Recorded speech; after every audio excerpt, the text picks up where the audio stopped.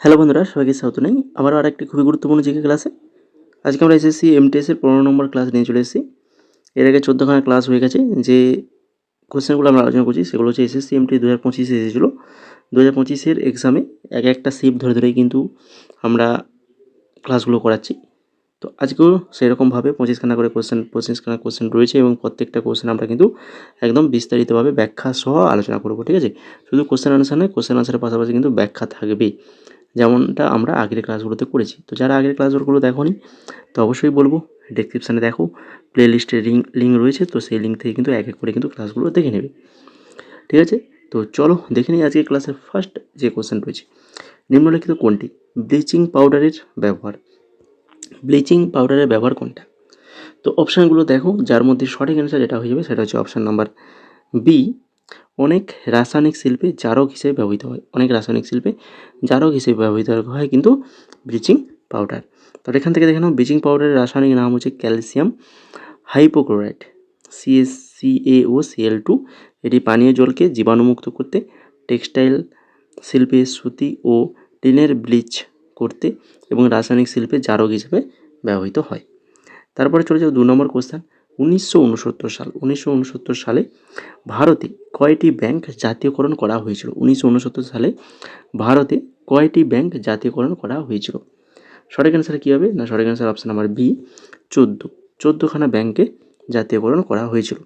19 জুলাই 1969 সালে প্রধানমন্ত্রী ইন্দিরা গান্ধীর আমলে 50 কোটি টাকার বেশি আমানত থাকা 14টি প্রধান বেসরকারি ব্যাংক জাতীয়করণ করা হয়।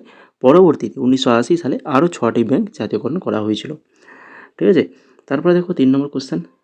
নিম্নলিখিত কোনটি উপদ্বীপীয় নদীর উদাহরণ? উপদ্বীপীয় নদীর উদাহরণ কোনটা? সঠিক answer option number A, Mahanadi. Mahanadi হয়ে যাবে সঠিক আনসার। মহানদী ছত্তিশগড়ের রায়পুর জেলায় সিয়াওয়া পর্বত থেকে উৎপন্ন হয়ে বঙ্গোপসাগরে পতিত হয়েছে। অন্যদিকে গঙ্গা, সিন্ধু, ব্রহ্মপুত্র হলো হিমালয় থেকে সৃষ্ট নদী। তারপরে 4 নম্বর, পশ্চিমা বায়ু প্রবাহ সম্পর্কে কোন বিবৃতিটি সঠিক? পশ্চিমা বায়ু প্রবাহ ফার্স্ট বিবৃতি রয়েছে দেখো, এটি উপক্রান্তীয় উচ্চচাপ বলয় ও উপধ্রুবীয় নিম্নচাপ বলয়ের মধ্যে পাওয়া যায়, আর এটি একটি স্থানীয় বায়ু। পশ্চিমা বায়ু এটা একটা স্থানীয় বায়ু কথা বলেছে, তাহলে কোনটা সঠিক? দুটো বিবৃতির মধ্যে শুধুমাত্র অপশান নাম্বার একটাই শুধুমাত্র সঠিক, অর্থাৎ এটি উপক্রান্তীয় উচ্চচাপ বলয় এবং উপধ্রুবীয় নিম্নচাপ বলয়ের মধ্যে পাওয়া যায়, ঠিক আছে? পশ্চিমা বায়ু কোনো স্থানীয় বায়ু নয়, এটি একটা হচ্ছে নিয়ত বায়ু, যা উভয় গোলার্ধে 30 ডিগ্রি থেকে 60 ডিগ্রি অক্ষাংশের মধ্যে প্রবাহিত হয়। তারপরে 5 নম্বর কোশ্চেন, মানব দেহের প্রধান সমন্বয় কেন্দ্র কোনটি? আমাদের মানব দেহের প্রধান সমন্বয় কেন্দ্র, তো সেটা হচ্ছে কি না, সেটা হচ্ছে মস্তিষ্ক। মস্তিষ্ক কিন্তু আমাদের মানবদের প্রধান সমন্বয় কেন্দ্র।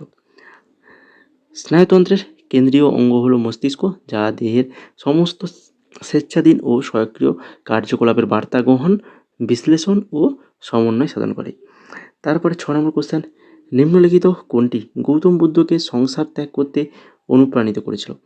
গৌতম বুদ্ধকে সংসার ত্যাগ করতে অনুপ্রাণিত করেছিল কোনটা? সেটা হচ্ছে এক তপস্বী যিনি সুখী ও শান্ত দেখাচ্ছিলেন। দেখো, সিদ্ধার্থ বা হচ্ছে গৌতম বুদ্ধ নগর ভ্রমণের সময় 4টা দৃশ্য দেখেন: বৃদ্ধ ব্যক্তি, রোগী, মৃতদেহ এবং একজন শান্ত সুখী সন্ন্যাসী বা তপস্বী। তো সেই দৃশ্যটি তাকে পরম সত্যের সন্ধানে গৃহত্যাগে অনুপ্রাণিত করে, ঠিক আছে? 7 নম্বর দেখো, সাম্মি নৃত্যশৈলী কোন ভারতীয় রাজ্য থেকে উদ্ভূত? সাম্মি নৃত্যশৈলী এটা হচ্ছে কোথা থেকে? পাঞ্জাব থেকে কিন্তু উদ্ভূত। এই সাম্মি হলো পাঞ্জাবের একটি ঐতিহ্যবাহী লোকনৃত্য, যা প্রধানত নারীরা বিশেষ পোশাক ও গহনা পরে পরিবেশন করেন। তারপরে হচ্ছে মনপা উপজাতির দ্বারা পরিবেশিত আছিলামু নৃত্য কোন রাজ্যের সাথে সম্পর্কিত? আজিলামু নৃত্য এটা হচ্ছে অরুণাচল প্রদেশ রাজ্যের সাথে সম্পর্কিত। আজিলামু হলো অরুণাচল প্রদেশের মনপা উপজাতির একটি অন্যতম জনপ্রিয় মুখোশ নৃত্য, যা পৌরাণিক কাহিনীর উপর ভিত্তি করে পরিবেশিত হয়। তারপরে দেখো, গোয়ায় সেন্ট ফ্রান্সিস জেভিয়ারের উৎসব কোন মাসে পালিত হয়? গোয়ায় সেন্ট ফ্রান্সিস জেভিয়ারের উৎসব কোন মাসে পালিত হয়? এটা হচ্ছে ডিসেম্বর মাসে পালিত হয়। প্রতি বছর 3রা ডিসেম্বর গোয়ায় ব্যাসিলিকা অফ বোম জিসাসে সেন্ট ফ্রান্সিস জেভিয়ারের বাৎসরিক ভোজ ও উৎসব অনুষ্ঠিত হয়। ঠিক আছে, প্রতি বছর 3রা ডিসেম্বর কোথায়? গোয়ার ব্যাসিলিকা অফ বোম জিসাস সে সেন্ট ফ্রান্সিস জেভিয়ারের বাৎসরিক যে উৎসব বা ভোজ অনুষ্ঠিত হয়। 10 নম্বর কোশ্চেন, নিম্নলিখিত কোনটি স্পর্শহীন বলের উদাহরণ? স্পর্শহীন বল, চুম্বক বল, মহাকর্ষীয় বল।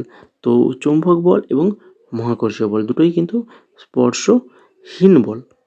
ঠিক আছে, কোনো দুটি বস্তুর মধ্যে সরাসরি ভৌত স্পর্শ ছাড়াই যে বল ক্রিয়া করে তাকে স্পর্শহীন বল বলে। মহাকর্ষীয় বল, চুম্বক বল, স্থির তড়িৎ বল, এগুলো হচ্ছে তার উদাহরণ। তারপরে 11 নম্বর যাওয়ার আগে তোমাদেরকে বলি, তোমরা যারা আমাদের MTS নোটস নিতে চাও, তোমাদের জন্য আমরা MTSের জিকে এবং ইংলিশ ফুল নোটস প্রোভাইড করব মাত্র 199 টাকায়। প্রিভিয়াসের পাশাপাশি topic wise plus practice set এবং কারেন্ট অ্যাফেয়ার্স তো থাকছেই জিকে এবং ইংলিশের। তো ডেমো দেখতে চাইলে আমাদের টেলিগ্রামে যাও বা আমাদের হোয়াটসঅ্যাপ নাম্বারে আমাদেরকে মেসেজ করো। মাত্র 199 টাকায় তোমরা কিন্তু জিকে এবং ইংলিশের ফুল নোটস পেয়ে যাবে। তো এবার দেখো 11 নম্বর কোশ্চেন, ব্রিটিশ ও মারাঠাদের মধ্যে সলবাই চুক্তি কোন সালে স্বাক্ষরিত হয়? ব্রিটিশ ও মারাঠাদের মধ্যে সলবাই চুক্তি কত সালে স্বাক্ষরিত হয়? না হচ্ছে 1782 সালে স্বাক্ষরিত হয়। 1782 সালে প্রথম অ্যাংলো মারাঠা যুদ্ধের পরিসমাপ্তি ঘটাতে ওয়ারেন হেস্টিংস এবং মারাঠা সাম্রাজ্যের মধ্যে কিন্তু এই সলবাই চুক্তি স্বাক্ষরিত হয়। তারপরে দেখো 12 নম্বর কোশ্চেন, চন্দ্রযান 3 মিশনের প্রসঙ্গে ILSA পেলোডটি ব্যবহৃত হয়েছিল। চন্দ্রযান 3 মিশন প্রসঙ্গে ILSA পেলোড ব্যবহার হয়েছিল কিসে? চাঁদের ভূমিকম্প শনাক্ত করতে কিন্তু ব্যবহার করা হয়েছিল। ILSA যার পূর্ণরূপ হচ্ছে ইনস্ট্রুমেন্ট ফর লুনার সেইসমিক অ্যাক্টিভিটি। এটি চাঁদের ল্যান্ডার বিক্রমে পাঠানো হয়েছিল চন্দ্রপৃষ্ঠের ভূকম্পন মেপে দেখার জন্য। তারপরে দেখো 13 নম্বর কোশ্চেন, ভারতের জনসংখ্যাকে অর্থনৈতিক অবস্থার ভিত্তিতে সাধারণত কয়টি ভাগে ভাগ করা যায়? ভারতের জনসংখ্যাকে অর্থনৈতিক অবস্থার ভিত্তিতে 3টা শ্রেণীতে ভাগ করা হয়। ভারতের জনগণনা অর্থনৈতিক কার্যকলাপের উপর ভিত্তি করে মানুষকে 3টা প্রধান শ্রেণীতে ভাগ করা হয়। একটা হচ্ছে মূল শ্রমিক, প্রান্তিক শ্রমিক আর হচ্ছে অশ্রমিক। তারপর 14 নম্বর কোশ্চেন, ভারতের প্রথম বেসরকারি উৎক্ষেপণ যান কে তৈরি করেছেন? ভারতের প্রথম বেসরকারি উৎক্ষেপণ যান বিক্রম এস। ঠিক আছে, বিক্রম এস এটা কে তৈরি করেছেন? এটা তৈরি করেছেন হচ্ছে স্কাইরুট এরোস্পেস তৈরি করেছে। হায়দ্রাবাদ ভিত্তিক space start up Skyroot aerospace ভারতীয় মহাকাশ গবেষণা সংস্থা ইসরোর সহায়তায় 18 নভেম্বর 2022 সালে মিশন প্রারম্ভের অধীনে ভারতের বানানো প্রথম প্রাইভেট রকেট বিক্রম এস সফলভাবে উৎক্ষেপণ করা হয়। তারপরে 15 নম্বর কোশ্চেন, পদাবলী কীর্তন ঐতিহ্যগতভাবে ভারতের কোন রাজ্যের সঙ্গে সম্পর্কিত? পদাবলী কীর্তন তো অবশ্যই তোমরা পারবে। পদাবলী কীর্তন যেটা হচ্ছে আমাদের পশ্চিমবঙ্গ রাজ্যের সাথে সম্পর্কিত। বৈষ্ণব পদাবলীর ওপর ভিত্তি করেই গড়ে ওঠা রাধাকৃষ্ণের প্রেম বিষয়ক এই ভক্তিগীতি মধ্যযুগ থেকে পশ্চিমবঙ্গ তথা বাংলায় অত্যন্ত জনপ্রিয়। 16 নম্বর কোশ্চেন, জনগণনা পরিচালনার জন্য আইনি কাঠামো প্রদান করে সেন্সাস অ্যাক্ট ড্যাশ এবং সেন্সাস রুলস 1990। বলো, জনগণনা পরিচালনার জন্য আইনি কাঠামো প্রদান করে সেন্সাস অ্যাক্ট হচ্ছে 1948 এবং সেন্সাস রুলস 1990, এই দুটো। ভারতের সেন্সাস অ্যাক্ট 1948 সালে পাস হয়, যা স্বরাষ্ট্র মন্ত্রণালয়ের অধীনে রেজিস্ট্রার জেনারেল এবং সেন্সাস কমিশনের মাধ্যমে জনগণনা পরিচালনা নিয়ন্ত্রণ করে। তারপরে সেপ্টেম্বরের 2024 সালে চামরান-1 স্যাটেলাইট কোন দেশ উৎক্ষেপণ করেছিল? চামরান-1 স্যাটেলাইট এটা করেছিল কে? এটা করেছিল ইরান। ঠিক আছে, ইরান সেপ্টেম্বর 2024 তাদের কায়েম-100 রকেটের সাহায্যে চামরান-1 নামক একটি গবেষণা স্যাটেলাইট মহাকাশে সফলভাবে স্থাপন করে। তারপরে মার্চ 2025 সালে ডিআরডিও এবং ভারতীয় নৌবাহিনী স্বদেশী VLSRSAM ক্ষেপণাস্ত্রের সফল পরীক্ষা কোন রাজ্যে উপকূলে পরিচালনা করা হয়? কোন রাজ্যের উপকূলে? তো এটা হবে ওড়িশা রাজ্যের উপকূলে করা হয়। VLSRSM ওটা হচ্ছে vertical launch short range surface to air missile. ক্ষেপণাস্ত্রটি সমুদ্রভিত্তিক হুমকি ধ্বংসের জন্য ওড়িশার চাঁদিপুরে ইন্টিগ্রেটেড টেস্ট রেঞ্জ ITR থেকে পরীক্ষা করা হয়। ঠিক আছে, 19 নম্বর কোশ্চেন, কোবাল্ট সম্পর্কে নিচের কোন বিবৃতিটি সঠিক? ঝাড়খণ্ডের কোবাল্টের ভাণ্ডার আছে, না কোবাল্ট রিচার্জেবল ব্যাটারিতে ব্যবহৃত হয়?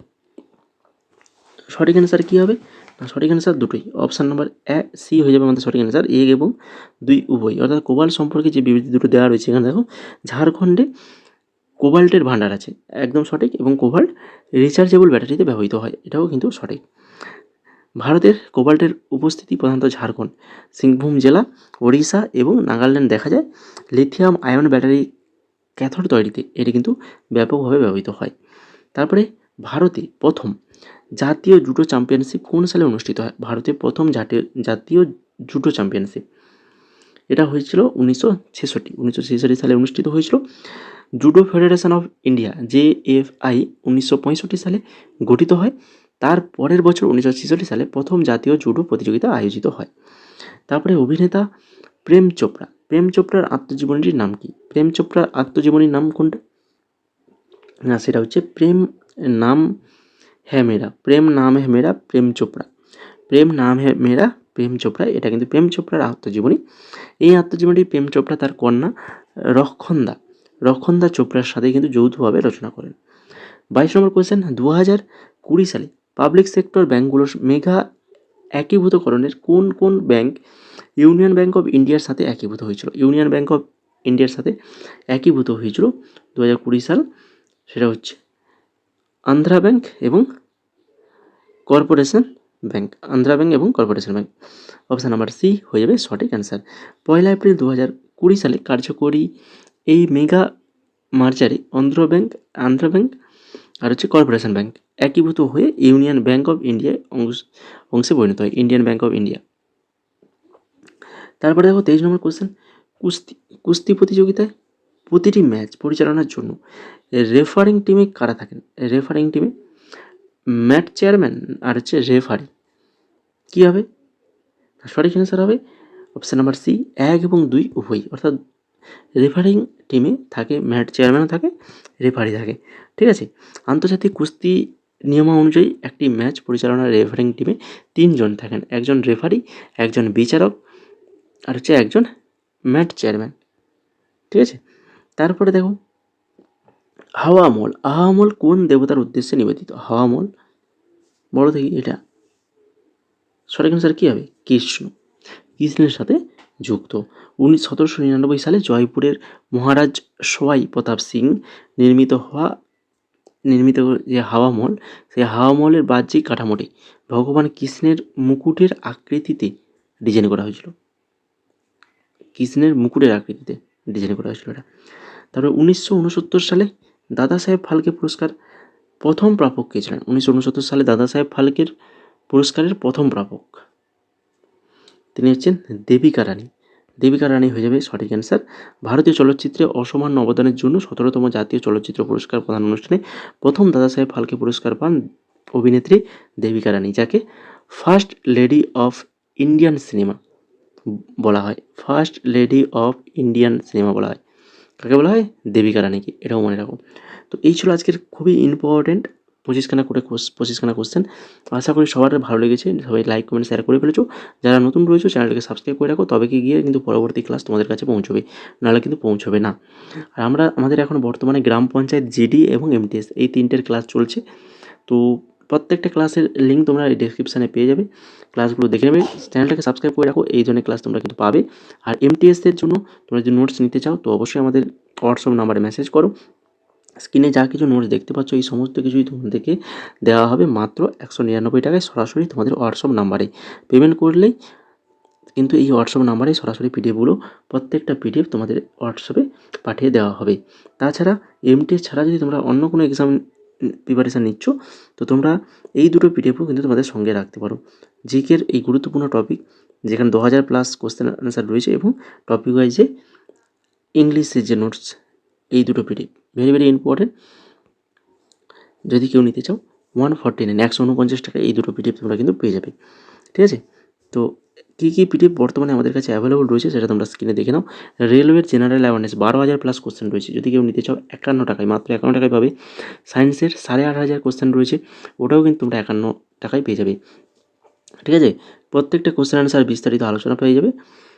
তাছাড়া আরও অন্যান্য এক্সাম, আরবি, NTPC, GD, SSC GD, CPU, CGL, steno, তো এই সকল এক্সামের জন্য কিন্তু পিডিএফ আমাদের কাছে অ্যাভেলেবল। যদি কেউ নিতে চাও তো আমাদের হোয়াটসঅ্যাপ নাম্বারে মেসেজ করো। ডেমো দেখতে চাইলেও হোয়াটসঅ্যাপে মেসেজ করতে পারো বা টেলিগ্রামে গিয়ে দেখে নিতে পারো। আর পেমেন্ট করার পরেই কিন্তু সরাসরি তোমাদের পিডিএফগুলো কিন্তু তোমাদের হোয়াটসঅ্যাপ নাম্বারে পাঠিয়ে দেওয়া হবে, ঠিক আছে। খুবই ভাইটাল, পিডিএফগুলো তোমাদের হোয়াটসঅ্যাপ নাম্বারেই পাঠিয়ে দেওয়া হবে। তো নিতে চাইলে তো মেসেজ করো।